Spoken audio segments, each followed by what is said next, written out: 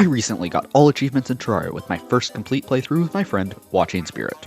I really enjoyed this experience, so I decided to explore Terraria mods. Now, Watching Spirit has played a lot of Terraria mods and sent me a mod pack to play through with him. This pack includes the Calamity mod and Fargo's Souls mod, which each make the game more difficult. This means I'm going from the normal difficulty to the hardest, with a bunch of new bosses and additional content. My goal is to defeat every boss and event. So join me with my experience of modded Terraria. Also, be sure to check me out on my Twitch. I may be live right now, you never know. The first boss on our hit list is the Trojan Squirrel. This fight was so easy, we didn't even realize that instead of it having 50% more HP, it had 150% more HP. This was swiftly followed up by King Slime being demolished by our combined onslaught despite its overly increased health as well, along with the Eye of Cthulhu.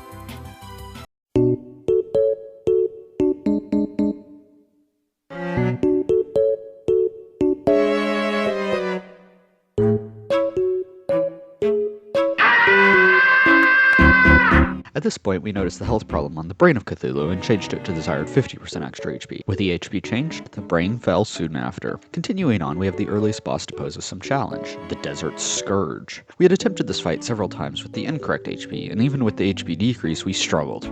Ultimately, though, we defeated the Scourge without spending too much time.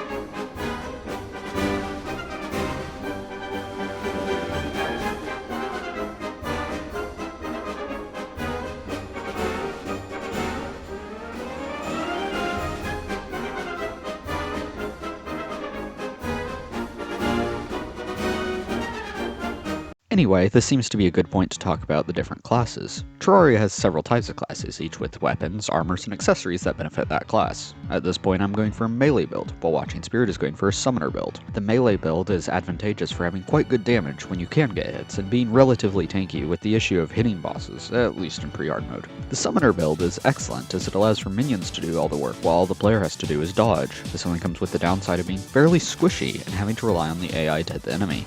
Now that you understand classes, it is time we come to the giant clam.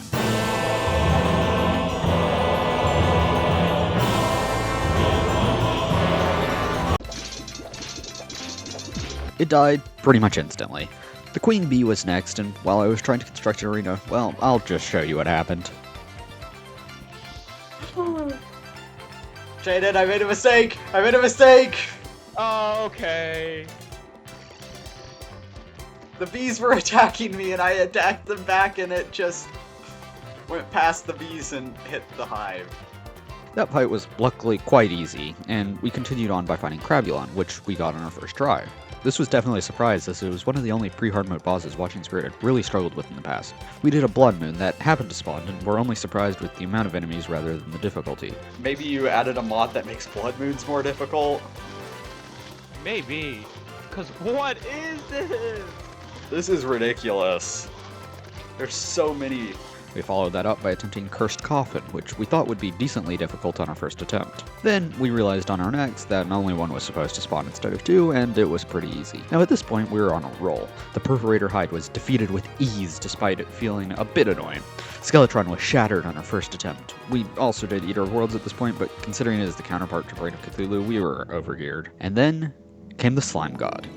Often considered to be the most difficult pre-hard mode Calamity boss, the Slime God is a terrifying opponent, boasting two minions, the Crimulan Paladin and the Ebonian Paladin, that both deliver a slew of devastating attacks. Along with the Slime God core, the chances of victory seem slim. And the Slime God fell on our first attempt. See, I have a bit of a confession to make. I'm not that good at Terraria. Sure, I got all achievements and seem to have been doing alright on bosses thus far, but I only had around 100 hours in the game up until the start of this run. 100 hours sounds like a lot, but all of that time was only in one playthrough, and even then I was struggling. Killing late game bosses was inconsistent by myself, even with the best mage setup in the game, which required killing the final boss to get.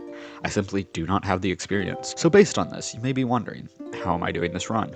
Well, that is all thanks to my good friend, Watching Spirit. Before this run, he had 1,350 hours in Terraria, with over 825 of those hours being in modded. His experience, along with the somewhat decreased difficulty of it being multiplayer, may just be enough for me to get through this run. Having said that, I have a new additional goal for this run: get good. Now, back to the slime god fight. I may not be good at this game yet, but Watching Spirit sure is. With his experience, he was able to dispatch the slime god while I just tried not to die. Unsuccessfully, but we don't talk about that.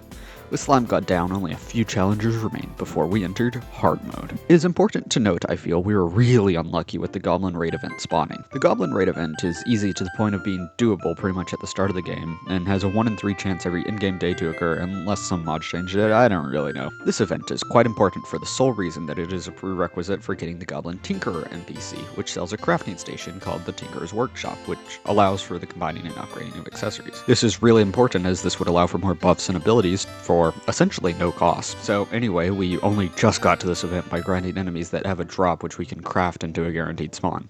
We did most of pre-hard mode without being able to combine accessories. We also cleaned up Torch God, which is always a free encounter, when something a bit odd happened. See, the torches used to spawn the Torch God were flashing, as if they were part of some sort of dance party. Dance party! Dance party!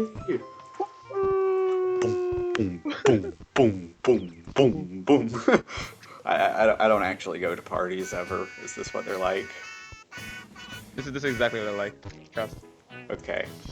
Anyway, we also did Acid Rain, which we may have been a bit overgeared for, along with the Old One's Army/Dark Mage, which is also easy. Again, probably because we were overgeared for the pre-hard mode version. We continue onward fighting Deviant, which Watching Spirit has a lot of practice on in the past. Unfortunately, it still took us several tries, but was not that bad. Now, we go on to the Wall of Flesh, the gatekeeper to hard mode, the final champion in our way to determine if we are ready for the game to step up in difficulty. Yeah, it's essentially just a damage and defense check. We got it instantly. With the Wall of Flesh defeated, we were officially in hard mode. New enemies, bosses, equipment, and adventures, all waiting to be discovered. But I'll save that for the next video. Goodbye for now, and see you next time.